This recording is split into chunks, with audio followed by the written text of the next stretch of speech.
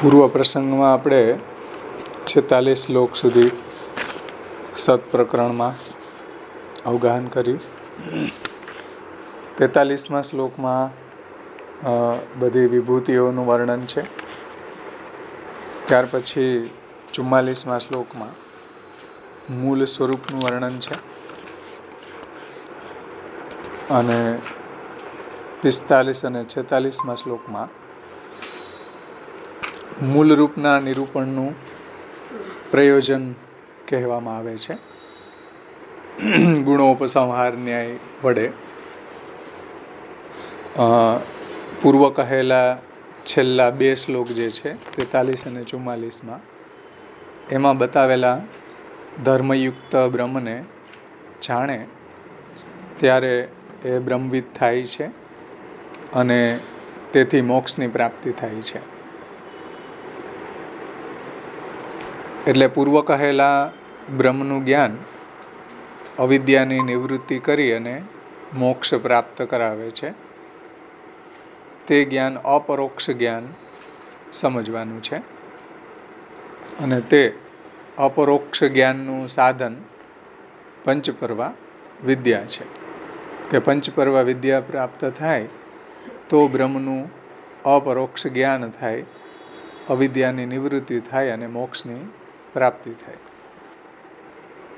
એમાં વૈરાગ્ય સાંખ્ય યોગો ચ તપો ભક્તિશ્ચ કેશવે પંચપર્વેતિ વિદ્યેયમ યા વિદ્વાન હરિમ વિશેત સત્વસૃષ્ટિ પ્રવૃત્તાનામ દૈવાનામ મુક્તિ યોગ્યતા.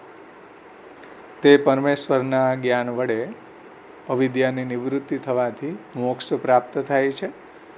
વૈરાગ્ય સાંખ્ય યોગ તપ અને ભગવાનના વિષય ભક્તિ એ પંચપર્વા વિદ્યા છે અને વિદ્યા વડે ભગવત સાક્ષાત્કાર થતાં વિદ્વાન શ્રી હરિમાં પ્રવેશ કરે છે અને મુક્તિ એની જ થાય છે કે જે દૈવી સંપત્તિ યુક્ત સાત્વિક જીવ છે.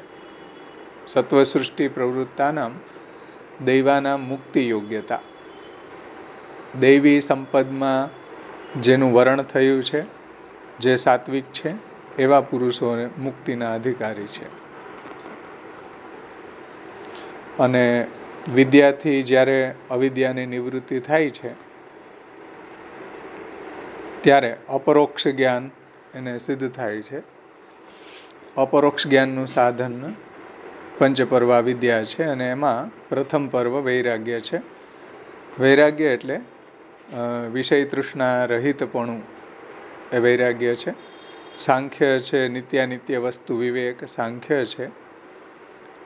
યોગની અંદર ચિત્તવૃત્તિ નિરોધ, અહંતા મમતા છોડી દે અને ચિત્તવૃત્તિનો નિરોધ યોગ છે.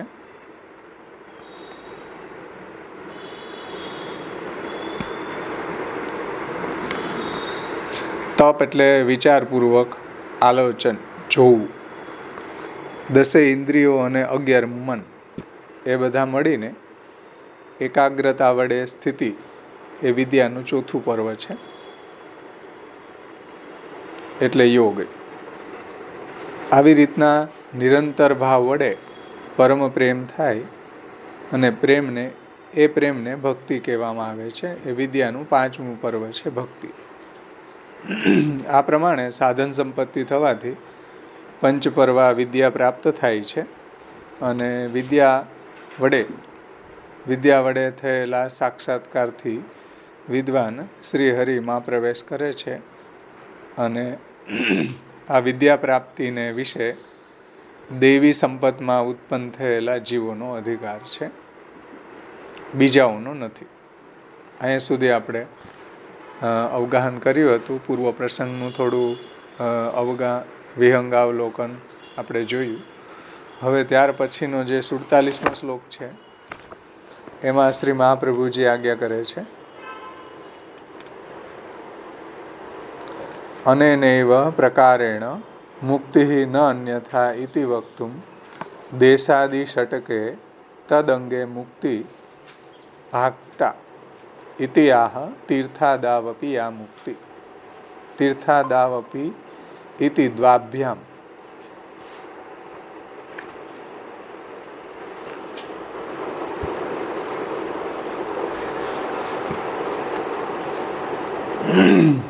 અને નૈવ પ્રકારેણ મુક્તિ ન અન્યથા.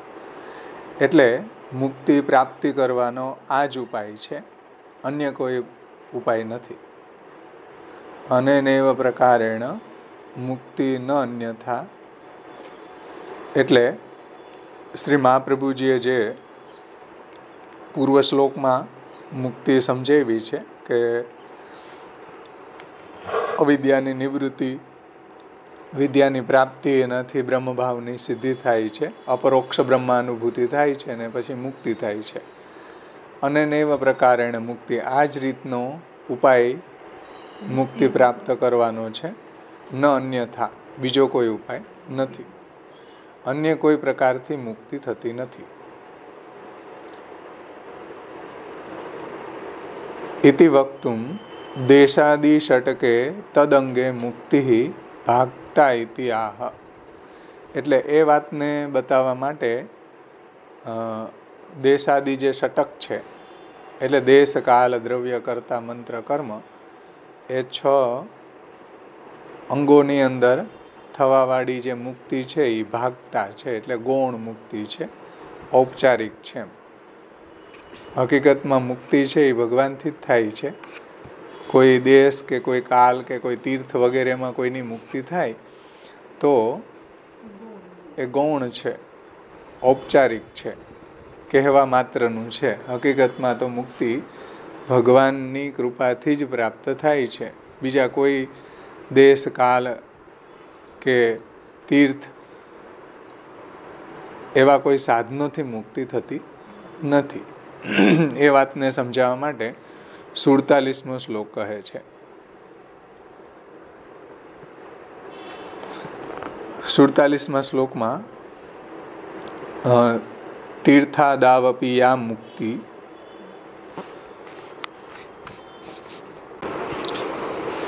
તીર્થાદાવપી યા મુક્તિ કદાચિત કસ્યચિત ભવેત કૃષ્ણ કૃપાયુક્તસ્ય નાન્યસ્યેતિ વિનિશ્ચય. એનો આપણે અન્વય જોઈ લે કે તીર્થાદો અપી, તીર્થાદાવપી, કાશી આદિ તીર્થમાં પણ યા એટલે જે, મુક્તિ એટલે મુક્તિ, કદાચિત કોઈક સમયે, કસ્યચિત કોઈકની જ, ભવેત એટલે થાય છે. કોની? કૃષ્ણ કૃપાયુક્તસ્ય, શ્રી કૃષ્ણના કૃપાપાત્રની જ મુક્તિ થાય છે. ન અન્યથા, બીજાની મુક્તિ થતી નથી. વિનિશ્ચય, તેવું નિશ્ચય જાણવું. સમજો,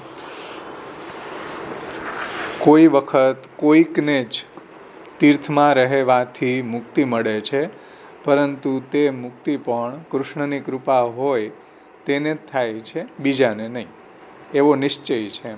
એટલે તીર્થની અંદર એવું સામર્થ્ય નથી કે કોઈને મુક્તિ આપી શકે. ભગવાનની કૃપાથી જ મુક્તિ થાય છે, એવું શ્રી મહાપ્રભુજી અહીંયા સમજાવે છે. એટલે મળી રહી છે એવું દેખાવ માત્રનું છે, એમ કે તીર્થમાં ને મુક્તિ થઈ ગૌણ છે, એટલે કે દેખાવ માત્રની છે. હકીકતમાં ભગવાનની કૃપાથી જ મુક્તિ થાય છે, તીર્થરૂપી સાધનથી મુક્તિ થતી નથી. વ્રજભાષામાં આપણે એની ટીકાનું સર્વપ્રથમ અવગાહન કરશું.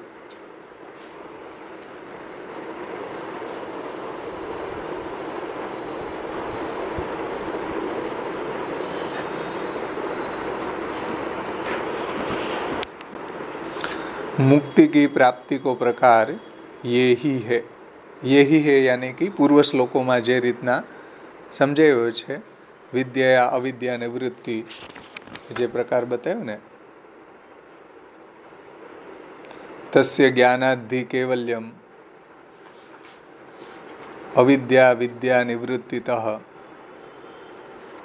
વૈરાગ્ય સાંખ્ય યોગો તપો ભક્તિશ્ચ કેશવે પંચ પર્વેતિ વિદ્યેયમ यया विद्वान हरिम विषेत सत्वसृष्टि प्रवृत्तानाम देवानाम मुक्ति योग्यता.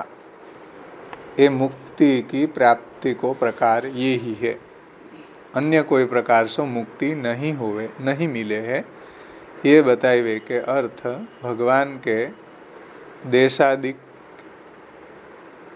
छह अंगन में होइवे वारी मुक्ति गौण है, ये आगे के 2 શ્લોક શું કહે છે? એટલે મુક્તિનો આ જ પ્રકાર છે જે શ્રી આચાર્ય ચરણોએ પૂર્વ શ્લોકોની અંદર સમજાવ્યો છે. અન્ય કોઈ પણ પ્રકારથી મુક્તિની પ્રાપ્તિ ન થાય. તો પછી દેશ કાલ વગેરે તીર્થ વગેરે એમાં કોઈની મુક્તિ થતી તો જણાય છે. એવું કોઈ કહે તો શ્રી મહાપ્રભુજી કહે છે કે ભાઈ એ જે દેશાદિક ષટક છે એમાં કોઈની મુક્તિ થાય છે એ ઔપચારિક છે, ગૌણ છે, મુખ્ય નથી.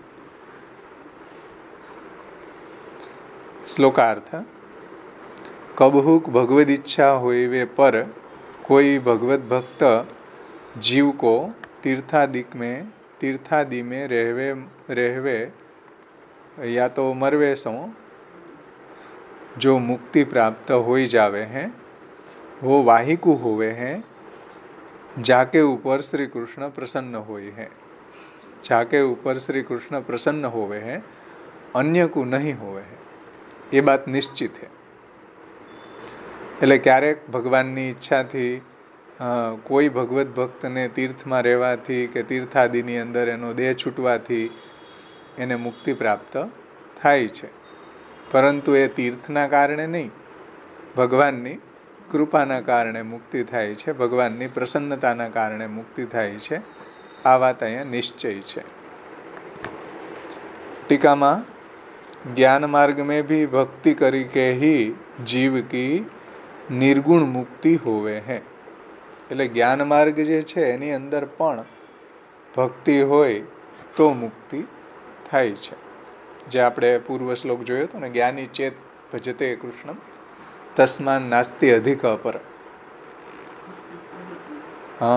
ભક્તિ સહિત જો જ્ઞાન હોય તો મુક્તિ થાય છે. શાસ્ત્રમાં એવા ઘણા શ્લોક છે કે નિરંજન નિરાકાર જે જ્ઞાન છે એ જો भक्ति विरहित હોય તો એની શોભા નથી થતી. તો ज्ञान मार्ग में भी भक्ति करी के ही जीव की निर्गुण मुक्ति होवे है. જે પૂર્વ પ્રસંગમાં આપણે જોયું હતું કે જ્ઞાની ચેત ભજતે કૃષ્ણમ તસ્માદ નાસ્તિ અધિક અપર, એમાંય કોઈકને જ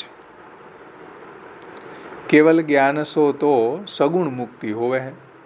કેવલ જ્ઞાન માર્ગ જે છે એનાથી સગુણ મુક્તિ થાય છે, અક્ષર બ્રહ્મા અથવા જીવન મુક્તિ થાય છે. જે આપણે જોયું હતું ને કે નિર્ગુણા મુક્તિ અસ્માદ્ધિ સગુણા સાન્ય સેવયા, જ્ઞાને અપી સાત્વિકી મુક્તિ જીવન મુક્તિ અથા પીવા. તો જ્ઞાન સો તો સગુણ મુક્તિ હોવે હે, કારણ કે સત્વાત સંજાય તે જ્ઞાનમ. સત્વથી જ્ઞાન થાય છે તો સત્વની તો ઉપાધિ છે ને, સગુણતા છે.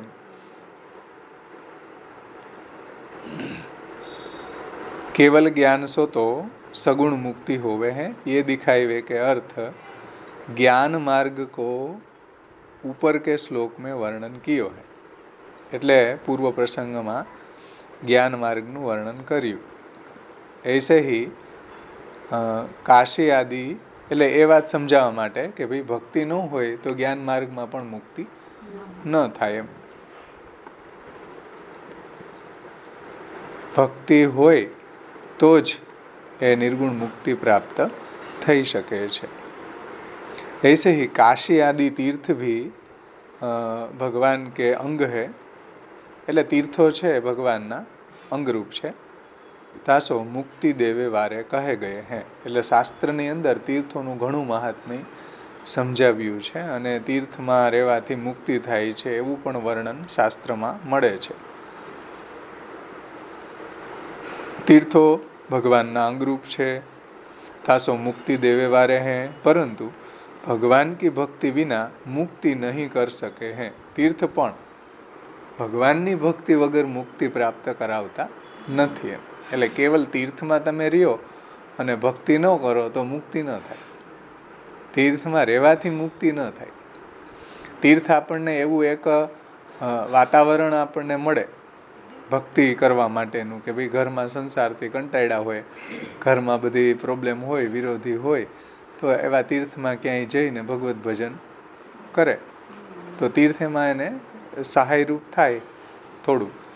પણ મુક્તિ તો ભક્તિથી જ થાય.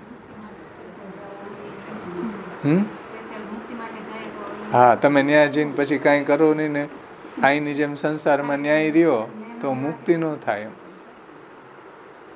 સમજી ને? તીર્થમાં જઈને ભક્તિ કરવી જરૂરી છે. એમ એક વાતાવરણ આપણને એવું સારું ત્યાં મળે કે ભગવાનનું ભજન આપણે શાંતિથી કરી શકીએ. ઘરમાં અનુકૂળ વાતાવરણ ન હોય તો આવા તીર્થમાં સ્થાયી નિવાસ કરવાની શાસ્ત્ર આજ્ઞા કરે. જગન્નાથે શ્રીરંગે વેંકટે તથા યત્ર પૂજા પ્રવાહ સ્યાત તત્ર તિષ્ઠેત તત્પર. જ્યાં સ્થાયી નિવાસ કરે તો એ રીતના પ્રભુમાં ભક્તિ એને સિદ્ધ થાય. એમ પણ મુક્તિ છે એ ભક્તિથી થાય છે. એટલે એક તીર્થ જે છે એક એવું વાતાવરણ આપણને આપે. પરંતુ ત્યાં જઈને પણ જો આપણે સંસારમાં આસક્ત રહે તો મુક્તિ ન થાય. તીર્થમાં પણ મુક્તિ ન થાય. શ્રી મહાપ્રભુજી કહે છે કે ભાઈ ભક્તિથી જ મુક્તિ થાય. સમજમાં આવ્યું ને?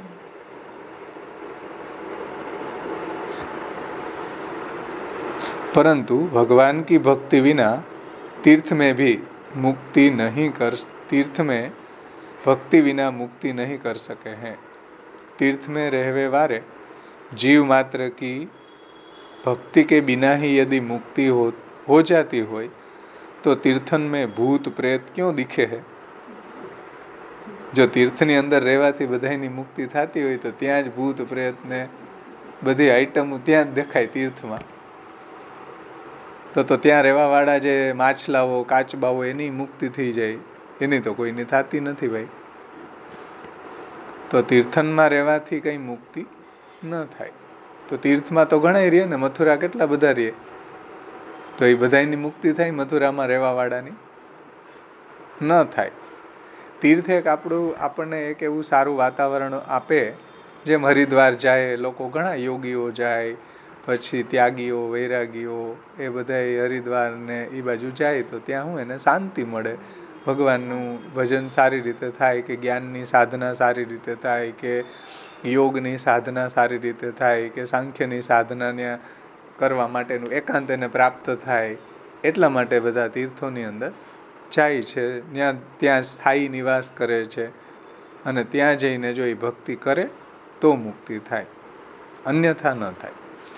तीर्थ में रहने वाले जीव मात्र की भक्ति के बिना ही यदि मुक्ति हो जाती हो तो तीर्थन में भूत प्रेत आदि क्यों दिखे है. तथा यदि काशी जी में मरवे सो सबकी मुक्ति होती હોય. હવે ઘણા એમ કહે છે અને પ્રસિદ્ધ પણ છે કે કાશીમાં જેનો દેહ છૂટે એને મુક્તિ થઈ જાય. તો काशी महात्म्य में लिखो है कि काशी के पापी जीवन को मरे पीछे भैरव दंड देवे हैं. એટલે કાશીમાં રહીને જે પાપી જીવો છે કાશીમાં રહેલા, એને મર્યા પછી ત્યાંનો જે શિવજીનો અનુચર છે ભૈરવ, એ એને દંડ આપે છે. જો મુક્તિ થતી હોય તો આ દંડ આપવાની વાત કેમ કરી? સમજમાં આવી વાત? તીર્થમાં રહેવાથી જો બધાની મુક્તિ થતી હોય તો ભૈરવ એને દંડ કેમ આપે? काशी के पापी जीवन को मरे पीछे भैरव दंड देवे हैं. ये बात असत्य होएगी जो तीर्थ में रहवाथी ज मुक्ति थई जती होय तो. समझो, तीर्थ में रहवाथी ज जो मुक्ति थई जती होय तो जे पापी लोको छे त्यां एने मर्या पछी भैरव छे शिवजीनो सेवक, ए एने दंड आपे छे, एवुं प्रसिद्ध छे. तथा काशी के जीवन को मरे पीछे शिव जी तारक ब्रह्म मंत्र को उपदेश दे हैं, ये लिख्यो है.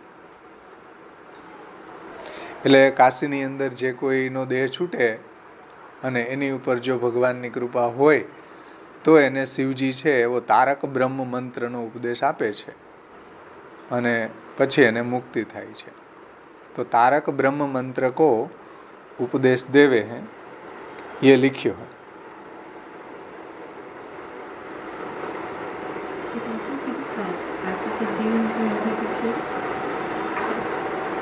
है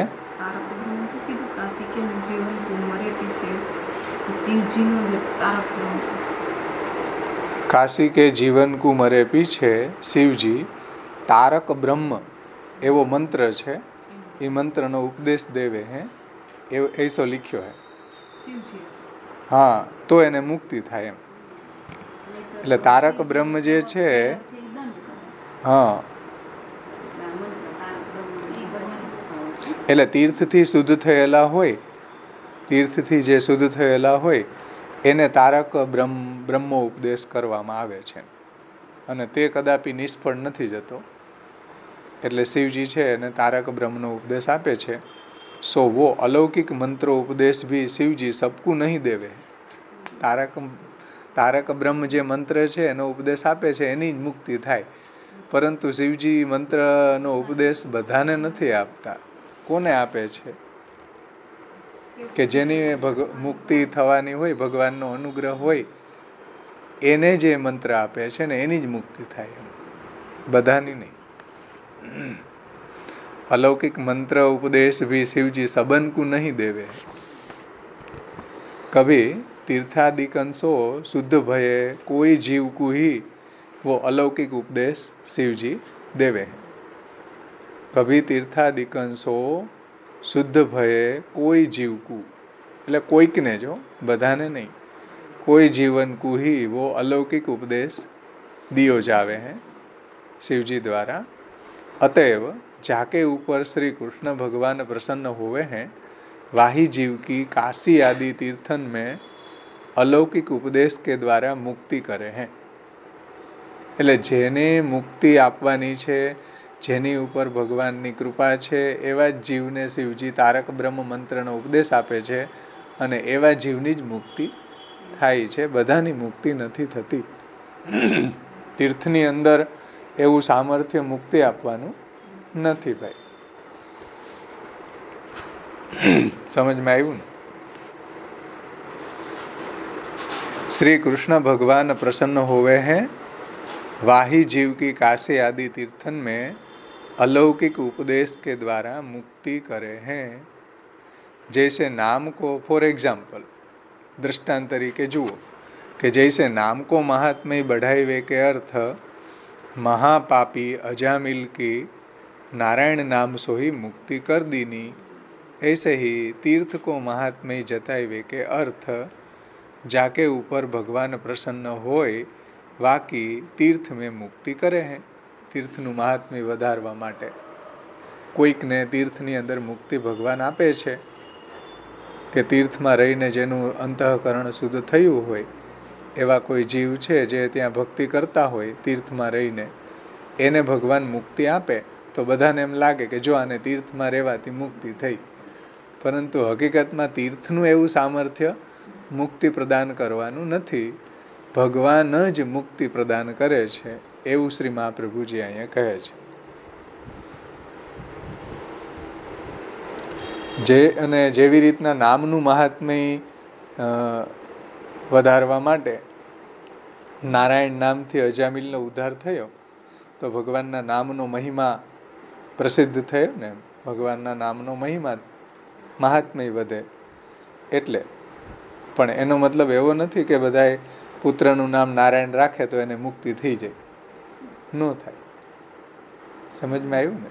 તમારા છોકરાનું નામ નારાયણ રાખો, જો કે રાખશો જ નહીં તમે, પણ માનો કે કોઈ રાખી દે તો એને મુક્તિ ન થાય, ભગવાનની કૃપા સિવાય મુક્તિ ન થાય.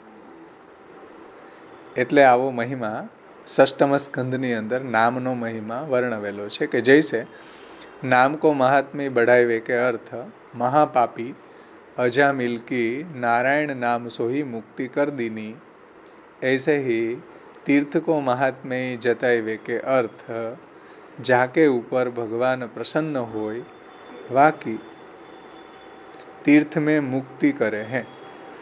જેની ઉપર પ્રભુ પ્રસન્ન થાય એને જે તીર્થમાં રહીને ભગવાનની ભક્તિ કરે એની જ મુક્તિ થાય છે. तासो भगवान के प्रसन्न होइवे के अर्थ प्रेम भक्ति करवे वारे साधन करनो ही योग्य है. એટલે ભગવાનની પ્રસન્નતા માટે શું કરવું? પ્રેમ ભક્તિ કરવી, ભગવાનની ભક્તિ કરવી. ભગવાન ભક્તિથી જ પ્રસન્ન થાય છે. ભક્ત્યા ત્વનન્યયા શક્યમ અહમેવ વિદો અર્જુન નાહમ વેદેર ન તપસા ન દાનેન ન ચ ઇજ્જયા શક્ય એવં વિદો દ્રષ્ટવામસી મામ યથા ભક્ત્યા ત્વનન્યયા શક્ય અહમેવ વિદો અર્જુન જ્ઞાતુમ દ્રષ્ટુંચ તત્વેન પ્રવેષ્ટુંચ પરમ તપ. તો ભક્તિથી જ પ્રસન્ન થાય છે ભગવાન. ભક્ત્યા તુતોષ ભગવાન ગજયુથ પાય. ભાગવત એમ કે ગજેન્દ્ર ઉપર ભગવાન ભક્તિથી જ પ્રસન્ન થયા હતા. તો ભક્તિ સિવાય બીજું કોઈ ભગવાનને પ્રસન્ન કરવાનું સાધન નથી. એ શ્રી મહાપ્રભુજી અહીંયા કહે છે, પ્રેમ ભક્તિ કરવે વારે સાધન કરનો ही योग्य है क्योंकि भगवान भक्ति सु ही प्रसन्न होवे है. એટલે ભક્તિ જ ઉત્તમ સાધન છે. कदाचित प्रेम भक्ति विना कोई जीव की मुक्ति तीर्थ में हो जाए तो जानना कि वो जीव ने भक्ति के साधन पूर्व जन्म में कर लीने होएंगे. कदाच कोईनी तीर्थમાં મુક્તિ આપણને દેખાય કે ચાલો આને તો ભક્તિ નથી કરી ભાઈ, તો આની કેમ મુક્તિ થઈ? તો શ્રી મહાપ્રભુજી કહે છે કે ભાઈ પૂર્વ જન્મમાં એને કોઈ એવા સાધન ભક્તિ કરેલી છે, એટલે પૂર્વ જન્મમાં એને સાધન એટલે હવે કોઈ ભક્તિ કરી હતી એટલે એને આ જન્મમાં મુક્તિ થઈ. એમ સમજમાં આવ્યું ને?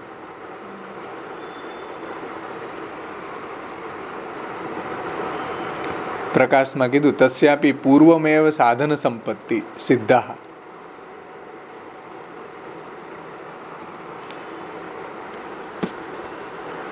भक्ति के साधन पूर्व जन्म में कर लीने होंगे या जन्म में संभवतः वो भगवान की इच्छा सो वासना के अधीन होई के संसार में आसक्त હતો. એટલે ભગવાનની ઈચ્છાથી વાસનાને અધીન થઈને આ જન્મમાં એ સંસારમાં આસક્ત હતો, તો પણ એની મુક્તિ કેમ થઈ? આવું કોઈને શંકા થાય તો શ્રી મહાપ્રભુજી કહે છે કે પૂર્વમેવ સાધન સંપત્તિ સિદ્ધા. પૂર્વ જન્મની એની ભક્તિના કારણે એને મુક્તિ થઈ છે, એમ સમજવું જોઈએ.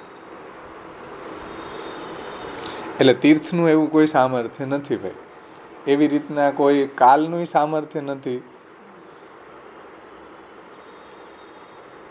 એવી રીતના કોઈ 11 છે તો વ્રતનું એવું સામર્થ્ય નથી કે મુક્તિ આપે. પણ ભગવાનની જો પ્રસન્નતા હોય તો એકાદશી વગેરે જે વ્રતો છે એ પણ મુક્તિ આપે છે, ભગવાનની પ્રસન્નતા કૃપા હોય તો, અન્યથા નહીં. એટલે તીર્થ અહીંયા ઉપલક્ષણ છે, પણ તીર્થ જેવા જેટલા બી સાધનો છે, વ્રત છે, તપ છે, જપ છે, હોમ છે, કોઈ પણ એવા સાધનો શાસ્ત્રમાં જે બતાવેલા છે એનાથી મુક્તિ થતી દેખાય છે, પણ ભગવાનની કૃપા હોય એને જ મુક્તિ થાય છે, બધાને મુક્તિ થતી નથી. આવરણ ભંગમાંથી આપણે લઈ લે. આવરણ ભંગમાં પુરુષોત્તમજી આ શ્લોકને સમજાવે છે. પેજ નંબર 124 ઉપર આવરણ ભંગ.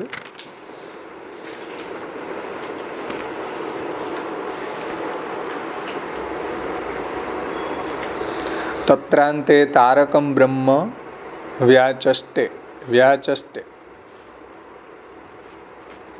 આ વાક્ય જાબાલ શ્રુતિનું નથી.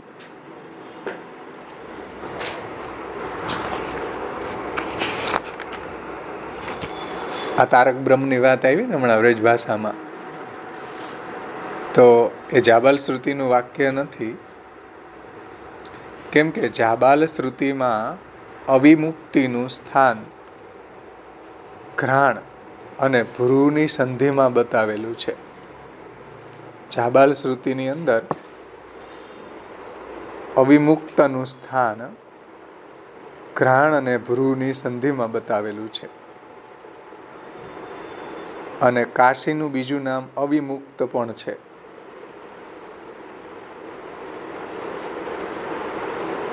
ઉપર લખેલું વાક્ય પુરાણનું છે, જાબાલ શ્રુતિનું નથી.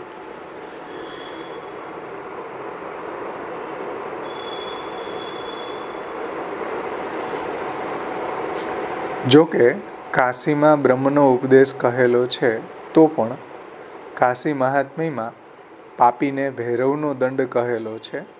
તેથી કરીને દેહને અંતે ઉપદેશ અને મુક્તિ સિદ્ધ થતા નથી. તેથી દેહનો અંત થાય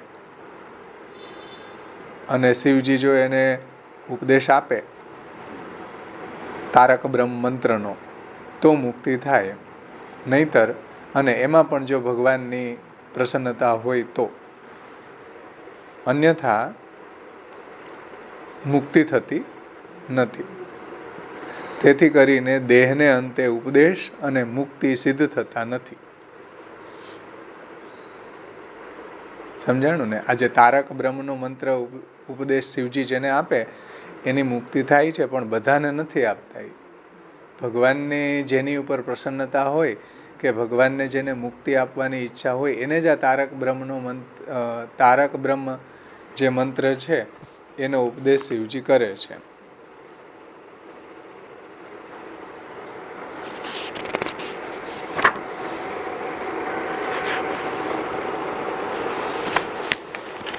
બધાને નથી કરતા. એટલે પુરુષોત્તમજી એ વાતને સમજાવે છે કે કાશી મહાત્મ્યની અંદર પાપીઓને ભૈરવ છે એ દંડ આપે છે. તેથી કરીને દેહને અંતે, એટલે દેહનો જ્યારે એનું ત્યાં અવસાન થાય, દેહ છૂટી જાય તીર્થમાં કાશીમાં, તો દેહને અંતે ઉપદેશ અને મુક્તિ સિદ્ધ થતા નથી.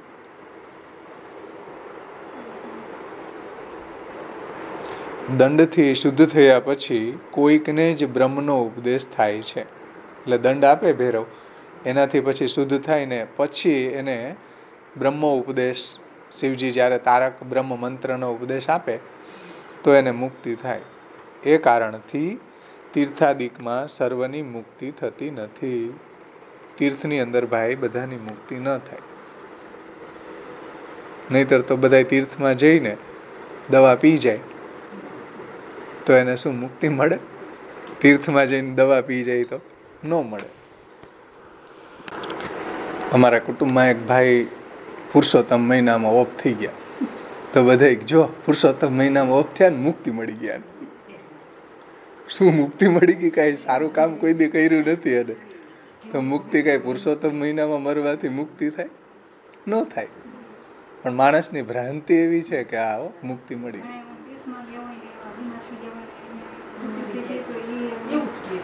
હા,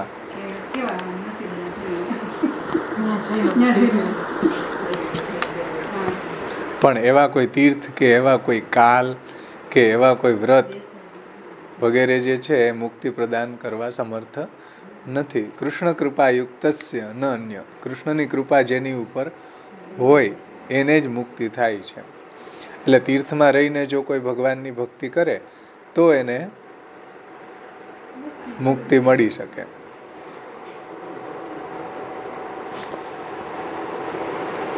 આગળ પુરુષોત્તમજી સમજાવે છે. હે,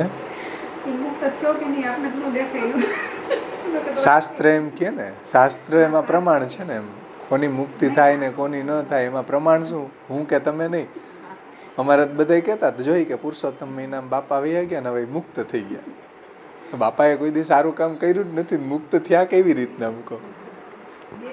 એટલે લોકોની ભ્રાંતિ એવી છે. શાસ્ત્ર શું કહે છે એનાથી ડિસાઈડ થાય, શાસ્ત્રથી નિર્ણય થાય. શાસ્ત્રમાં એકાદશીનું મહાત્મ્ય ઘણું બતાવ્યું કે આવી આવી એકાદશી કરે તો મુક્તિ મળી જાય ને આ મળી જાય ને તે મળી જાય. એનું મહાત્મ્ય વધારવા માટે એ બતાવ્યું છે. પરંતુ મુક્તિ તો ભગવાનની કૃપા હોય એને જ થાય છે, બધાની ન થાય. કૃષ્ણ કૃપા યુક્તસ્ય ન અન્ય.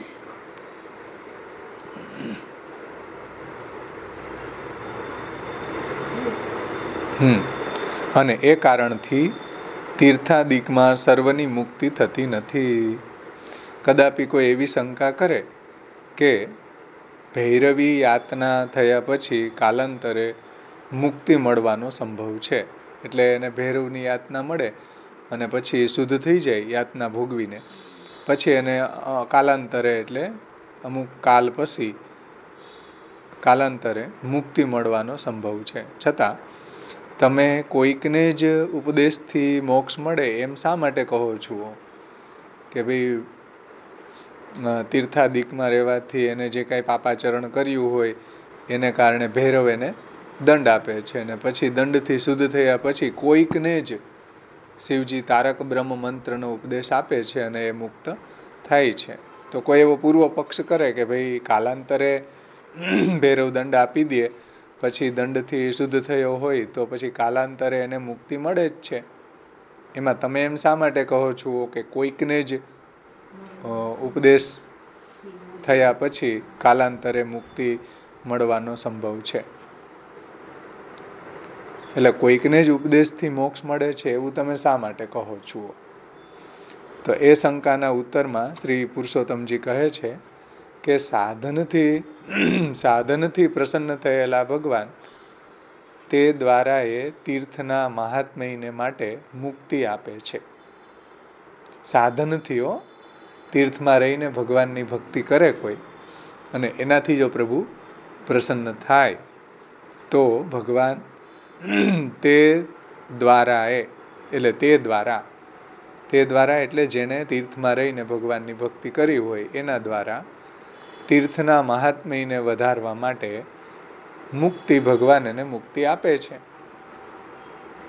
સમજમાં આવ્યું ને? એટલે તીર્થમાં રહીને કોઈ ભગવાનનું ભજન કરે તો ભગવાન એને મુક્તિ આપે તો એના દ્વારા તીર્થનું મહાત્મ્ય વધારવા માટે મુક્તિ એને આપે છે. જો એવું ન હોય અને જો તીર્થ જ મુક્તિ આપતું હોય, એવું ન હોય એટલે તીર્થની અંદર જો મુક્તિ આપવાનું સામર્થ્ય હોય તો યમે વેશ વૃણુતે તેન લભ્યે તસ્યૈષ આત્મા વિવૃણુતે તનુ સ્વામ. એવું જે શ્રુતિ છે, નાયમ આત્મા પ્રવચને ન લભ્યો ન મેધયા ન બહુના શ્રુતેન યમે વેશ વૃણુતે તેન લભ્યે તસ્યૈષ આત્મા વિવૃણુતે તનુ સ્વામ. જેનો ભગવાન સ્વીકાર કરે છે તે જ ભગવાનને પ્રાપ્ત કરી શકે છે વગેરે શ્રુતિનો વિરોધ આવે. જો તીર્થ જ જો બધાને મુક્તિ આપતું હોય તો આ શ્રુતિનો વિરોધ આવે ને? સમજમાં આવ્યું ને? તીર્થમાં જ જો એવું સામર્થ્ય હોય મુક્તિ પ્રદાન કરવાનું તો આ શ્રુતિમાં તો એમ કહ્યું છે કે ભાઈ ભગવાન જેનો અંગીકાર કરે કે ભગવાન જેનું વરણ કરે એને જ મુક્તિ મળે કે એને જ ભગવત પ્રાપ્તિ થાય. તો એ શ્રુતિનો વિરોધ આવે. તેમજ સાધન બોધ બીજા શાસ્ત્રો પણ વ્યર્થ થાય. એટલે સાધનનો બોધ કરનારા જે શાસ્ત્રો છે એ શાસ્ત્રો વ્યર્થ થાય જો તીર્થમાં રહેવાથી જ મુક્તિ થઈ જતી હોય તો. શાસ્ત્રમાં જે સાધનો બતાવ્યા છે કે કર્મ, જ્ઞાન, ઉપાસના, સાંખ્ય, યોગ, ભક્તિ ઇત્યાદિ તો એ સાધનો વ્યર્થ થાય ને. જો તીર્થમાં રહેવાથી જ કોઈની મુક્તિ થઈ જાય તો આ સાધનો વ્યર્થ થાય બધા. તો કોઈ આવું કરે જ નહીં સાધન, બધા ન્યાય જ જઈને ભેગા થાય. ત્યાં જઈને જ ફ્લેટ લઈ લે બધા કે હાસ અહીંયા રહેવાથી આપણી મુક્તિ થઈ જશે હવે કાંઈ સાધન કર્યા વગર. તો પછી એવું જ જો થતું હોય તો શાસ્ત્રની અંદર બતાવેલા મુક્તિના જે સાધનો છે એ બધા વ્યર્થ થાય ભાઈ. એટલે તીર્થની અંદર એવું સામર્થ્ય મુક્તિ પ્રદાન કરવાનું નથી.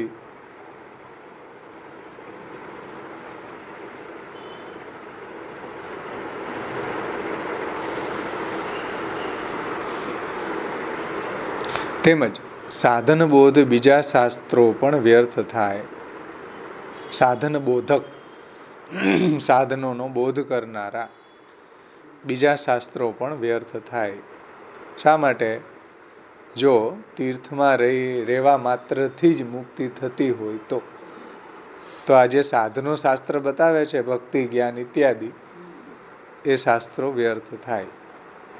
જો કાશીમાં સર્વની મુક્તિ થતી હોય તો ત્યાં પ્રેતાદિનું દર્શન થવું ન જોઈએ. તો પ્રેતાદિનું દર્શન ત્યાં થઈ રહ્યું છે, ત્યાં રહી રહ્યા છે બધા ભૂત, પ્રેત, પિશાચ. બધું જ આખી ફોજ રહે છે શિવજી ભેગી. તો એ પ્રેતાદિનું દર્શન ન થવું જોઈએ ને, પણ થઈ રહ્યું છે. એ એમ બતાવે છે કે કાશીમાં રહેવા માત્રથી મુક્તિ નથી થતી, પણ ત્યાં પ્રેતાદિનું દર્શન થઈ રહ્યું છે. એટલા માટે તીર્થની અંદર મુક્તિ થઈ જાય છે રહેવા માત્રથી, આવું જો કોઈ કહેતા હોય તો એ ભ્રાંતિ છે.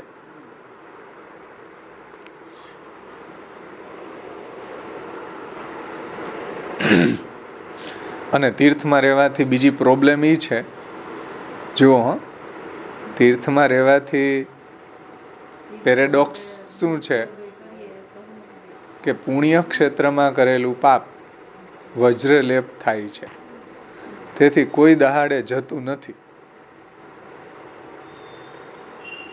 એટલે શાસ્ત્રનો એક શ્લોક છે કે અન્ય ક્ષેત્રમ કૃતમ પાપમ પુણ્ય ક્ષેત્રે વિનશ્યતિ,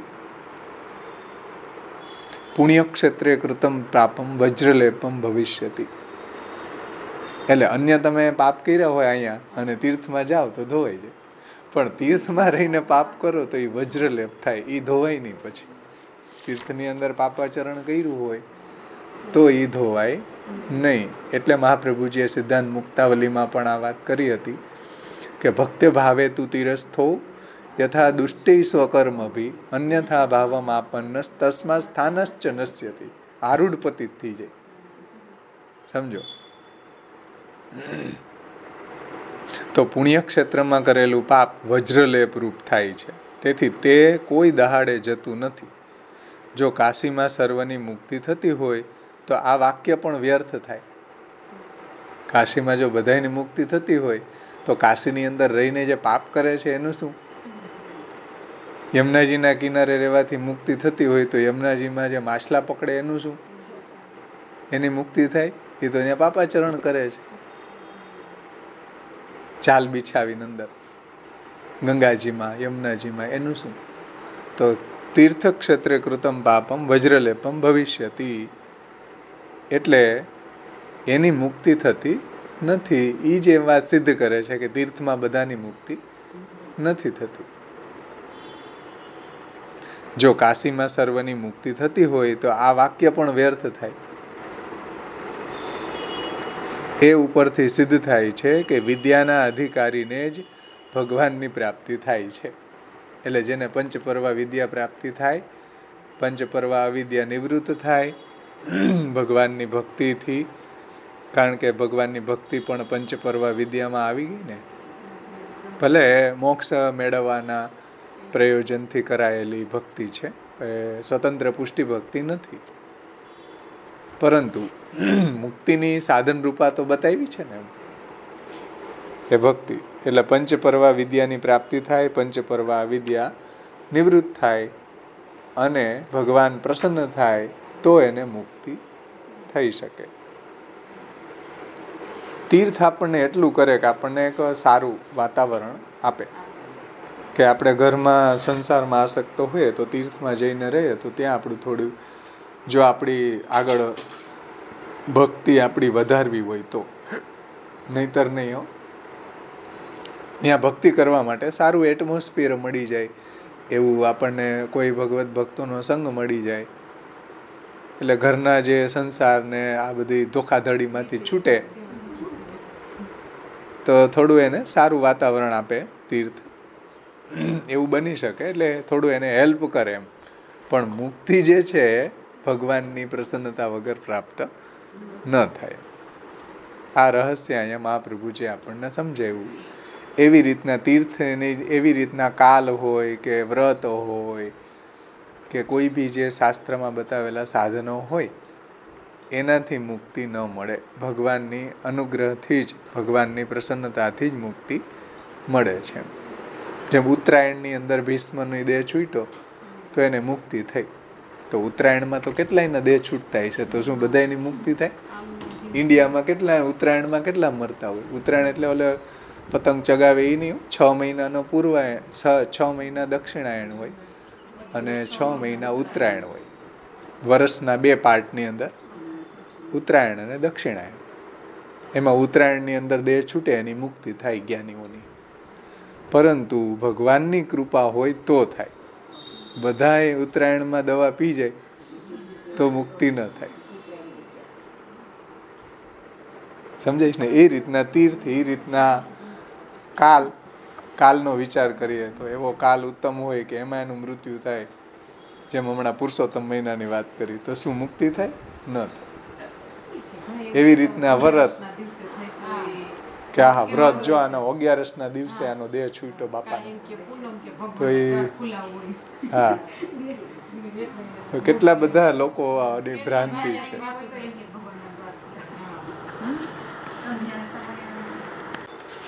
આગળના શ્લોકમાં હજી એ સંદર્ભમાં શ્રી મહાપ્રભુજી સમજાવે છે. 48મો શ્લોક. તર્હિ તીર્થાદે કો ઉપદેશ કો ઉપયોગ ઇતિ ચેત તત્રાહ સેવકમ ઇતિ. તો પછી તીર્થનો ઉપયોગ શું ભાઈ? તીર્થમાં જો મુક્તિ ન થતી હોય તો પછી તીર્થનો ઉપયોગ શું? આ પ્રશ્નનો જવાબ શ્રી મહાપ્રભુજી 48મા શ્લોકમાં આપે છે.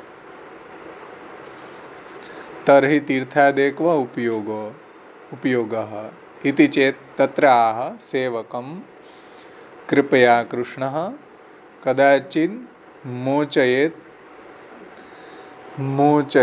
ક્વચિત તન્મૂલત્વાत् સ્તુતિસ્તસ્ય ક્ષેત્રસ્ય વિનિરૂપ્યતે. તન્મૂલત્વાत् સ્તુતિસ્તસ્ય, તો એક છૂટી ગયો છે, એ લખી લેજો.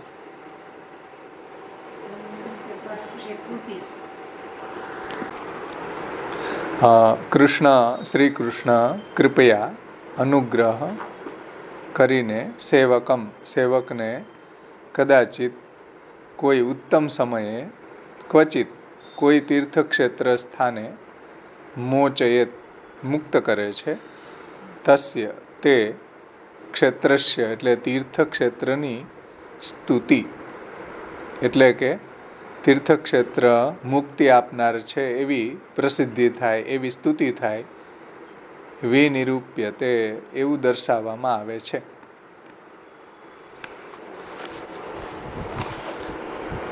અર્થાત કાશી વગેરે તીર્થમાં જે મુક્તિ થાય છે તે કોઈ સમય કોઈકની થાય છે, જે આપણે પૂર્વ શ્લોકમાં જોયું ને. અને મુક્તિ જે છે એ કૃષ્ણની કૃપા પાત્રની જ થાય છે, અન્યની નથી થતી, એમ નિશ્ચય જાણવું. પછી આ શ્લોકમાં 48મા શ્લોકમાં શ્રી કૃષ્ણ પોતાના સેવકને કોઈક ઉત્તમ માઘ સ્નાન જેવા સમયનું નિમિત્ત કરીને કે કોઈ તીર્થક્ષેત્રનું નિમિત્ત કરીને મુક્ત કરે છે. તેથી જ પુણ્યકાલ કે તીર્થો મુક્તિ આપનારા છે એવી એમની સ્તુતિ શાસ્ત્રમાં જોવા મળે છે. તો પછી કોઈને એમ થાય ને કે ભાઈ તમે એમ કહો છો કે તીર્થ કોઈને મુક્તિ નથી આપતા, તો પછી શાસ્ત્રમાં તીર્થનું જે મહાત્મ્ય વર્ણન કર્યું છે એનું શું? એના જવાબમાં શ્રી મહાપ્રભુજી કહે છે કે તીર્થની અંદર કોઈ ભક્તને ભગવાન મુક્તિ આપે છે. ભક્તને, બધાને નહીં, ભક્તને. એ શા માટે? તીર્થનું મહાત્મ્ય વધારવા માટે આપે છે. બ્રજભાષામાં જોઈએ આપણે ટીકા.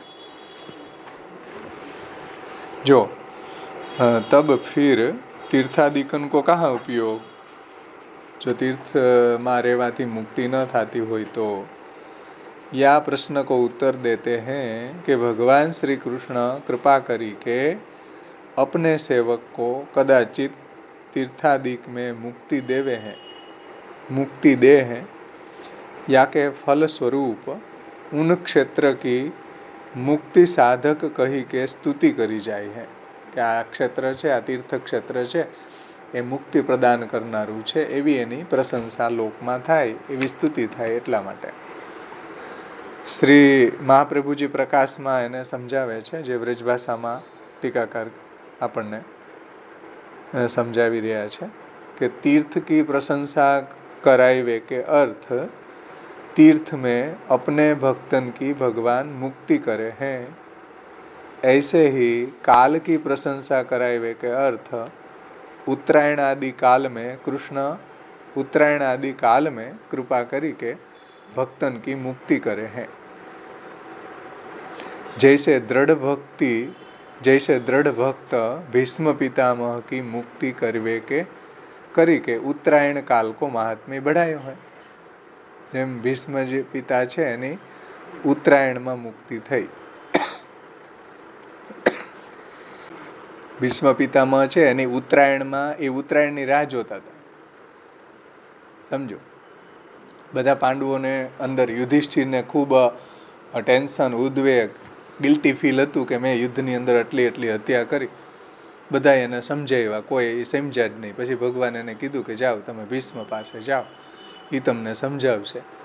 ભીષ્મ કુરુક્ષેત્રની અંદર પડ્યા હતા સરશૈયા ઉપર, બાણોની શૈયા ઉપર, એમ ઉત્તરાયણની રાહ જોતા હતા. અને આ બધાય ગયા ત્યાં, પાંડવો બધાય, દ્રૌપદી ને ભગવાન ને બધાય ગયા. યુધિષ્ઠિરે બધા પ્રશ્ન પૂછ્યા.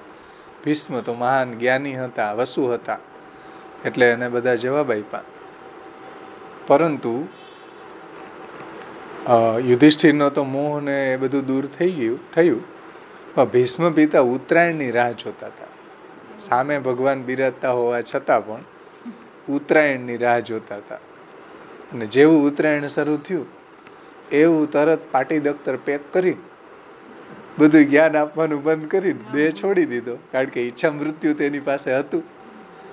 તો બધાને એમ થયું કે જુઓ, આને ઉત્તરાયણમાં દેહ છોડ્યો ને આની મુક્તિ થઈ ગઈ. તો એ ક્યારેક ભગવાન ભક્તનું ઉત્તરાયણમાં દેહ છૂટવાથી મુક્તિ આપે છે, પણ એક કાલનું મહાત્મ્ય વધારવા માટે. ઉત્તરાયણમાં બધાયનો દેહ છૂટે તો કંઈ મુક્તિ ન થાય. કોઈ ભક્તને કાલનું મહાત્મ્ય વધારવા માટે ઉત્તરાયણમાં મુક્તિ આપે છે ભગવાન. કોઈ ભક્તને તીર્થની અંદર મુક્તિ આપે છે ભગવાન, તો તીર્થનું મહાત્મ્ય વધારવા માટે આપે છે. તીર્થની અંદર કોઈ એવું સામર્થ્ય નથી મુક્તિ પ્રદાન કરવાનું. जिन तीर्थन की पुराणन में महिमा है उन तीर्थन को भगवान के अंग जाननो. જે તીર્થોનો મહિમા શાસ્ત્રમાં પ્રસિદ્ધ છે એ ભગવાનના અંગરૂપ છે.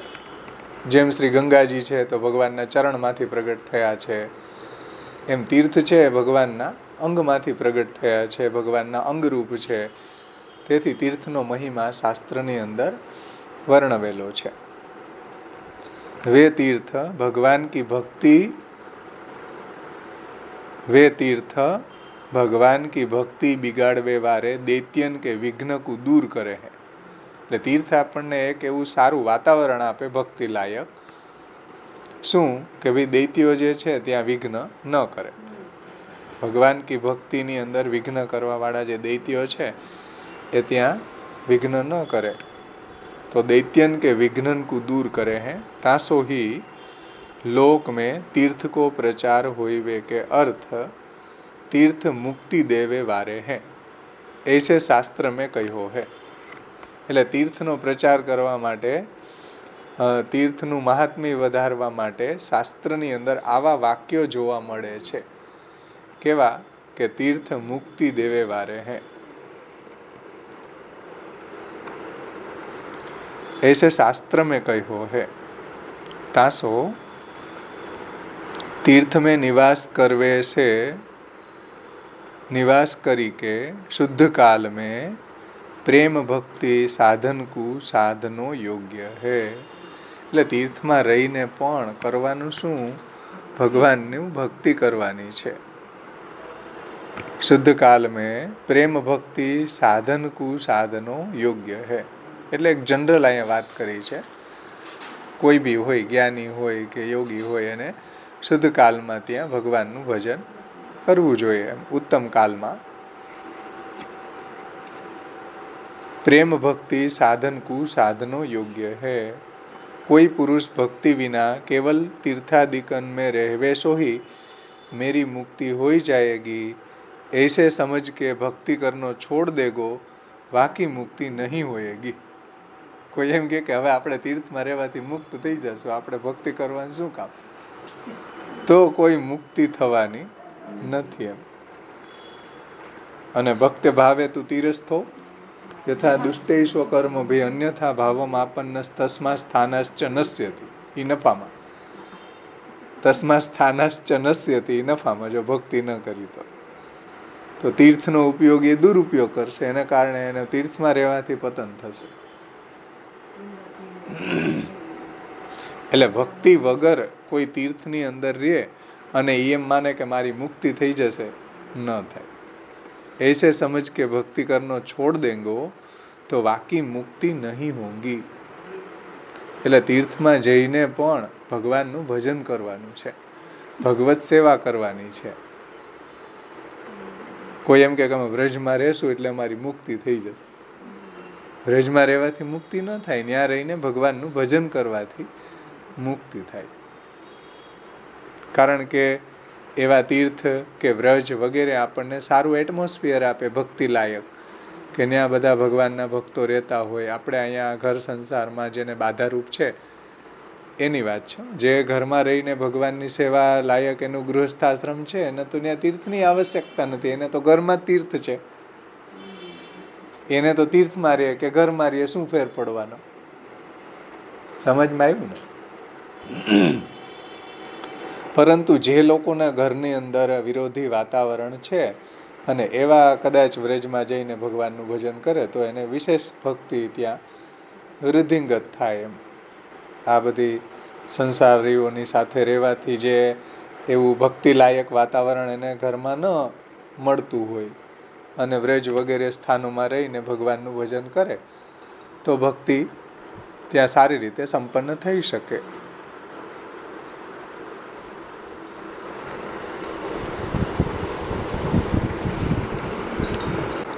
तासो केवल तीर्थ आदि को आश्रय करवे सो हूँ मेरी मुक्ति हो जाएगी ऐसो विचार छोड़ी के.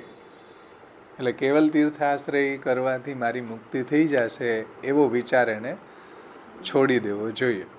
તીર્થમાં રહેવાથી કોઈની મુક્તિ ન થાય. તીર્થમાં રહીને ભગવાનની ભક્તિ કરે અને ભગવાન પ્રસન્ન થાય તો એને મુક્તિ થાય છે.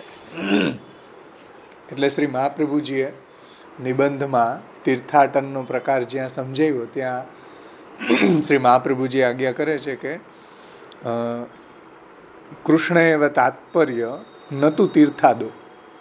તીર્થની અંદર પણ તાત્પર્ય કૃષ્ણમાં હોવું જોઈએ, તીર્થમાં નહીં. તીર્થનો આશ્રય કરવામાં નહીં, તીર્થનો આશ્રય પણ ન કરવો, એમ ભગવાનનો જ આશ્રય કરવો. જેવા મહાપ્રભુજીએ કૃષ્ણાશ્રયમાં સમજાવ્યું. ગંગાદી તીર્થ વર્યેશુ દુષ્ટૈરેવા વૃતેશ્વ તિરોહિતાધિદેવેશુ કૃષ્ણ એવ ગતિર્મમાં. તીર્થનો પણ આશ્રય ન કરો, ભગવાનનો આશ્રય કરો. ભગવાનના આશ્રયથી મુક્તિ મળશે, તીર્થના આશ્રયથી મુક્તિ ન મળે. તીર્થનો આશ્રય આપણે ત્યાં અન્ય આશ્રય છે. હો, સમજો, મહાપ્રભુજી એને અન્ય આશ્રય માને છે. દેશ કાલ તીર્થ દ્રવ્ય એટલે તીર્થ. દેશ કાલ દ્રવ્ય કરતા મંત્ર કર્મ પ્રકારત અનન્ય મનસો મર્ત્યા ઉત્તમા શ્રવણાદિશ. પંચપદ્યાની હમણાં ચાલે છે ને કે દેશ કાલ દ્રવ્ય કરતા મંત્ર કર્મ કોઈનો આશ્રય નહીં કરીને એકમાત્ર કૃષ્ણ એવ ગતિર્મમ, કૃષ્ણનો જ આશ્રય કરવો. સમજમાં આવ્યું ને?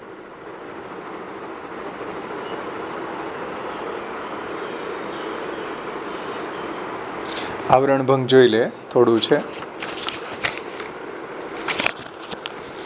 આવરણ ભંગમાં શ્રી પુરુષોત્તમજી આજ્ઞા કરે છે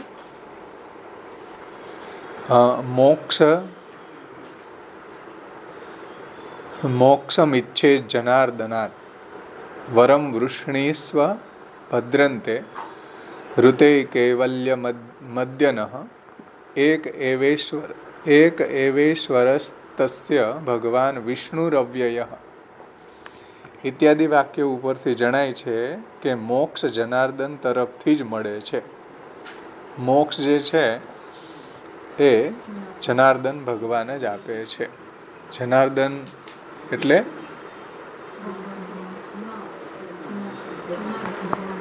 જના એટલે અવિદ્યા,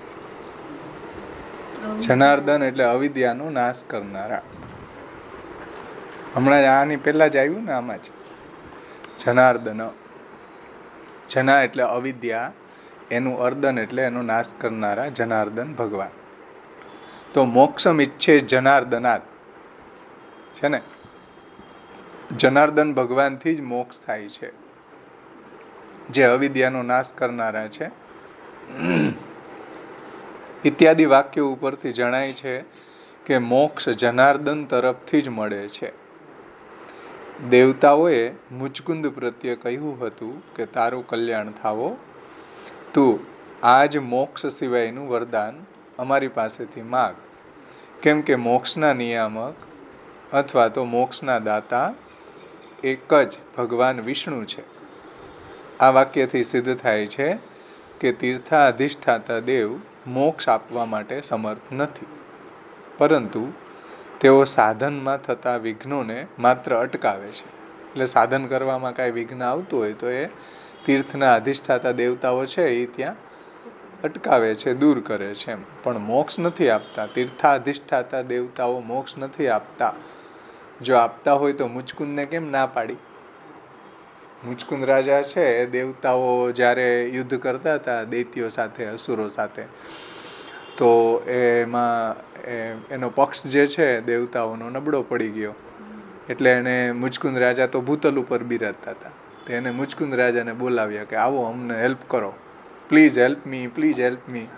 તો મુચકુંદ રાજા ગયા યુદ્ધ કરવા, અને ઘણો સમય યુદ્ધ કર્યું. એમાં દૈત્યોને પછી હરાવી દીધા અને દેવતાઓની જીત થઈ. તો પછી દેવતાઓ બધા ખુશ થયા, માગો જે માગે તે આપ. મુચકુંદ રાજાએ કીધું કે મોક્ષ આપો. તો દેવતાઓએ કીધું કે ભાઈ એ નહીં માગો, મોક્ષ સિવાયનું માગો, અમે એ તમને આપીએ. કારણ કે મોક્ષમ ઈચ્છે જનાર્દન, એ જનાર્દન ભગવાન જ મોક્ષ આપી શકે, અમારું સામર્થ્ય નથી. જો બધા દેવતાઓએ કીધું કે ભાઈ મોક્ષ આપવાનું સામર્થ્ય અમારું નથી, મોક્ષ સિવાયનું માગો. પછી બધા દેવતાઓએ કીધું કે અમે તમને એક ઉપાય બતાવીએ કે એવી ઊંઘ આપીએ, જ્યારે ભગવાન દ્વાપરમાં એન્ડમાં પ્રગટ થશે ત્યારે તમારો ઉદ્ધાર કરશે. વ્રજની અંદર મુચકુંદની ગુફા છે, ત્યાં એ સૂઈ ગયા કેટલો કાલથી. પછી કાલ યવન જ્યારે આવ્યો ને પ્રભુએ કહે કે ભાઈ આને દેવતાઓએ વરદાન આપ્યું એ સત્ય કરવું છે. તો કાલ યવન જ્યારે આવ્યો ત્યારે ભગવાન દોડીને ભાગ્યા મુચકુંદની ગુફામાં. હે ને? હા, એટલે પછી ભગવાને ત્યાં જઈને એનો ઉદ્ધાર કર્યો મુચકુંદનો. તો જુઓ, મોક્ષ ભગવાનથી જ મળે. મુચકુંદને મોક્ષ જોતો હતો પણ દેવતાઓ ન આપી શકે એમ. એ વાત પુરુષોત્તમજી અહીંયા કહે છે કે જો તીર્થના અધિષ્ઠાતા દેવતાઓમાં એવું સામર્થ્ય હોત તો મુચકુંદને મોક્ષ આપવો જોઈતો હતો ને. એટલે કહે છે કે દેવતાઓને મુચકુંદ પ્રત્યે કહ્યું કે તારું કલ્યાણ થાવો, તું આજ મોક્ષ સિવાયનું વરદાન અમારી પાસેથી માગ. એટલે બીજા કંઈ જોતા હોય તો માગ એમ વરદાન, મોક્ષ સિવાયને. કારણ કે મુકુંદમ મોક્ષમ દદાતી, મુકુંદ ભગવાન છે એ જ મોક્ષ પ્રદાન કરે છે. કેમ કે મોક્ષના નિયામક અથવા દાતા એક જ ભગવાન વિષ્ણુ છે. અને આ વાક્યથી સિદ્ધ થાય છે કે તીર્થા અધિષ્ઠાતા દેવ મોક્ષ આપવાને સમર્થ નથી, પણ તેઓ સાધનમાં થતા વિઘ્નોને માત્ર અટકાવે છે, આપણને થોડી હેલ્પ કરે છે. તીર્થમાં રહેવાથી એક સારું વાતાવરણ પ્રાપ્ત થાય છે, ભક્તિમાં આવતા વિઘ્નોને ટાળે છે.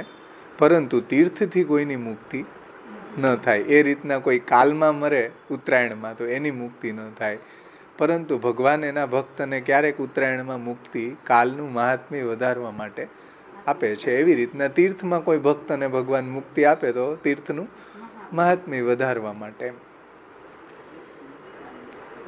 આ રહસ્ય અહીંયા મહાપ્રભુજીએ આપણને સમજાવ્યું.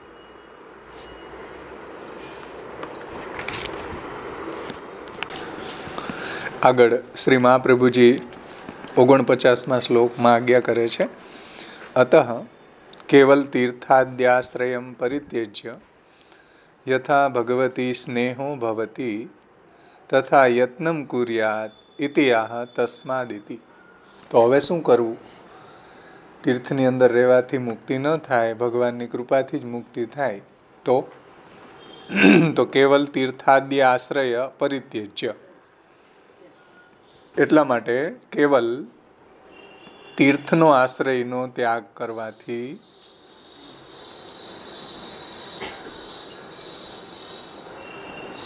કેવલ તીર્થાદિ આશ્રયમ પરિત્યજ્ય તથા ભગવતી સ્નેહો ભવતી, અને ભગવાનમાં જેમ ભક્તિ વધે, ભગવાનમાં જેમ સ્નેહ વધે એવો પ્રયત્ન કરવો જોઈએ. સમજાણું ને? તીર્થનો આશ્રય છોડીને ભગવતી સ્નેહો ભવતી તથા યત્ન કુર્યા, જેવી રીતના ભગવાનમાં આપણી ભક્તિ વધે એવા પ્રયત્ન કરવા જોઈએ. સમજાણું ને? ભગવાનમાં સ્નેહ થાય, ભગવાનમાં આપણી ભક્તિ થાય એવો પ્રયત્ન કરવો જોઈએ. ઇતિ આહ તસ્માત સર્વં પરિત્યજ્ય દૃઢ વિશ્વાસતો હરિમ ભજેત શ્રવણાદિભ્યો યદ વિદ્યાતો વિમુચ્યતે. એનો આપણે અન્વય જોઈ લે.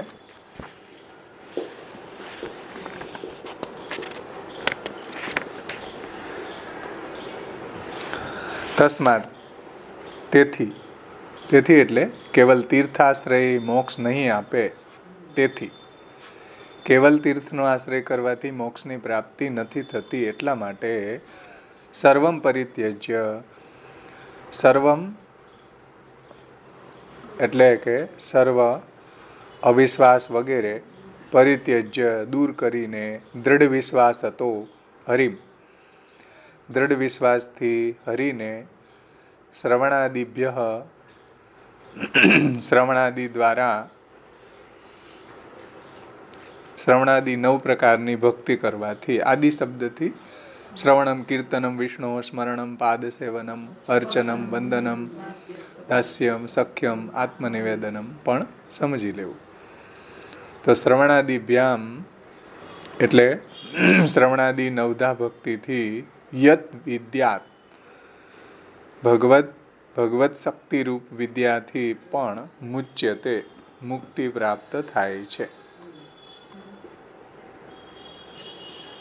એટલે કેવલ તીર્થાશ્રય મોક્ષ નથી આપવાનો, સર્વ શ્રી હરિના ભજનથી જ મોક્ષ મળી શકે છે.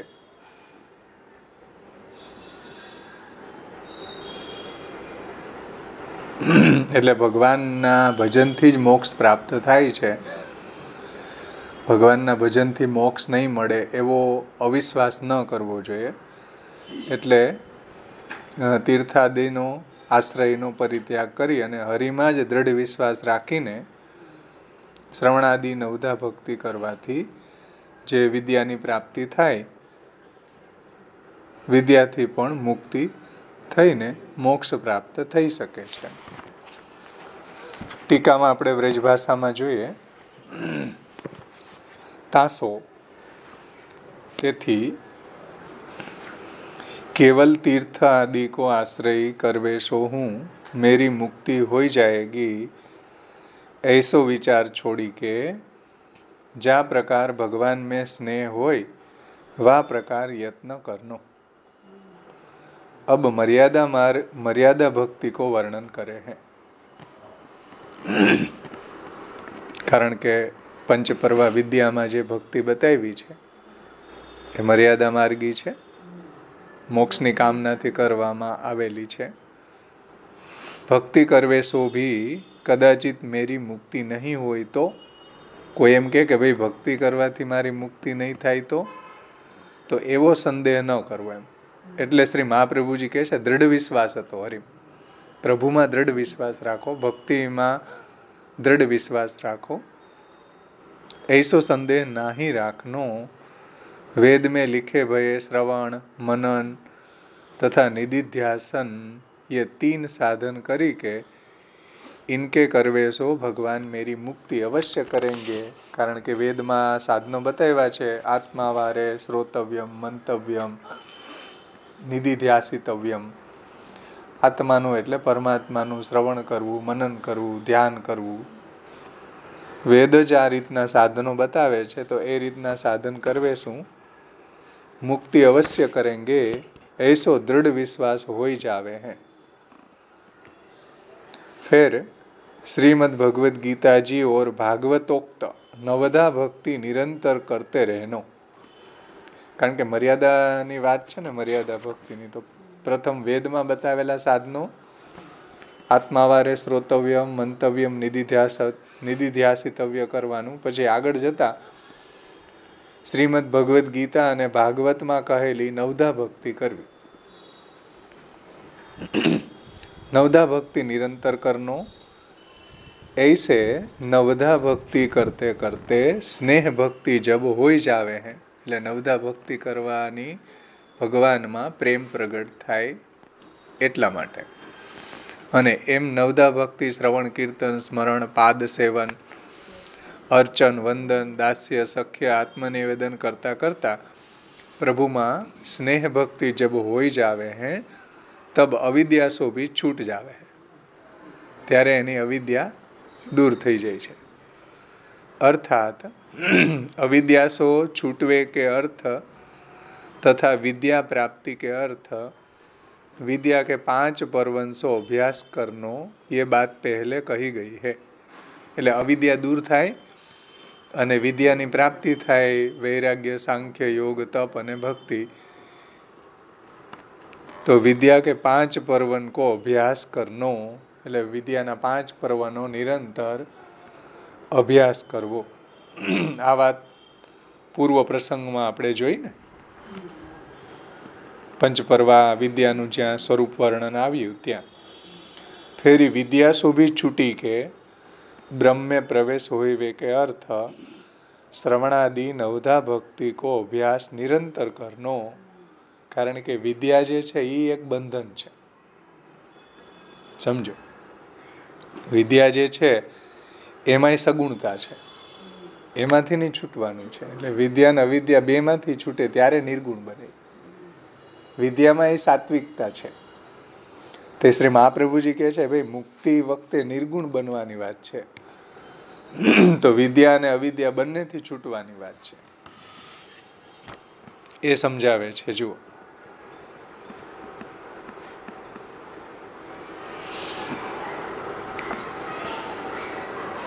પ્રથમ અવિદ્યાને દૂર કરવા માટે વિદ્યા જરૂરી છે. विद्या के 5 पर्वन को अभ्यास करनो, ये बात पहले कही गई है. फेरी विद्या सो भी छूटी के ब्रह्म में प्रवेश होइवे के अर्थ, જે શ્લોકમાં આવ્યું ને પૂર્વમાં કે વૈરાગ્ય, સાંખ્ય, યોગો, તપો, ભક્તિશ્ચ કેશવે પંચ પર્વેતિ વિદ્યેયમ યયા વિદ્વાન હરિમ વિષેદ. હરિમાં પ્રવેશ કરવા માટે विद्या सो भी छूटी के ब्रह्म में प्रवेश करवे के अर्थ श्रवणादि नवधा भक्ति को अभ्यास निरंतर करनो. निरंतर श्रवणादि नवधा भक्ति करवी, ये बात या श्लोक में लिखी है. એટલે અવિદ્યા બીમારી હોય તો વિદ્યા એની દવા છે, પણ દવા નહીં છોડવાની છે. બીમારી દૂર થઈ ગઈ પછી દવા એ ખાવાની નથી, નિર્ગુણા અવસ્થા પ્રાપ્ત કરવાની છે. એટલે શ્રવણાદિ કરીને અવિદ્યાને થી વિદ્યા દૂર કરીને વિદ્યાથી પણ છુટકારો મેળવવાનો છે. સમજાણું ને? કારણ કે વિદ્યામાં એ સગુણતા છે, સાત્વિકતા છે.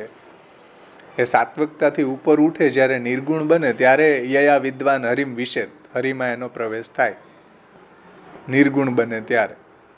એટલે અવિદ્યાથી છૂટવા માટે વિદ્યા છે અને વિદ્યાથી છૂટવા માટે નવધા ભક્તિ છે.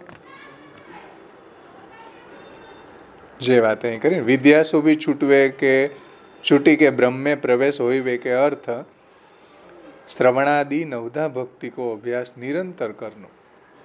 આ વાત શ્રી મહાપ્રભુજીએ 49મા શ્લોકમાં સમજાવી.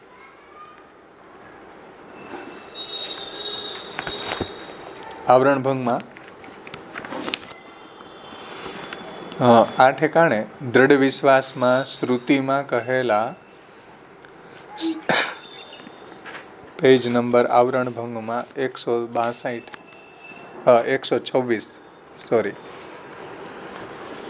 આ ઠેકાણે દૃઢ વિશ્વાસમાં શ્રુતિમાં કહેલા શ્રવણ મનનાદિ સાધનભૂત છે.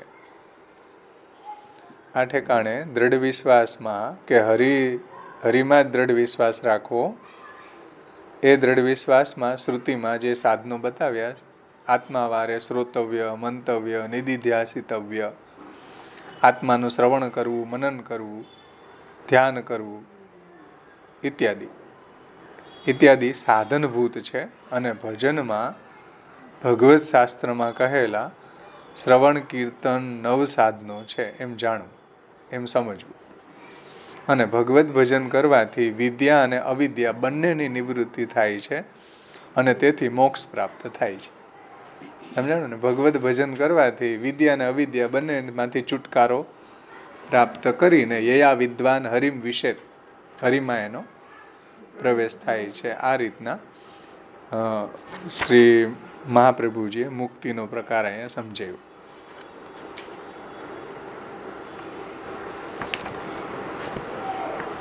અહીંયા સુધી આપણે રાખીએ.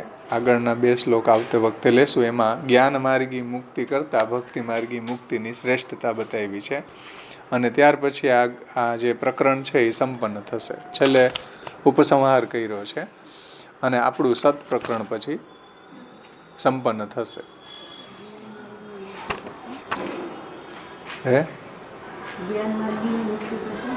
ભક્તિ માર્ગી પુષ્ટિ માર્ગીની મુક્તિ ઉત્તમ છે. જ્ઞાન માર્ગી ફલ છે એના કરતાં મર્યાદા ભક્તિ માર્ગી ફલ શ્રેષ્ઠ છે. મર્યાદા ભક્તિ માર્ગી ફલ કરતાંય પુષ્ટિ ભક્તિ માર્ગી ફલ ઉત્તમ છે. એ કૈમુતિક ન્યાયથી સમજાવશે.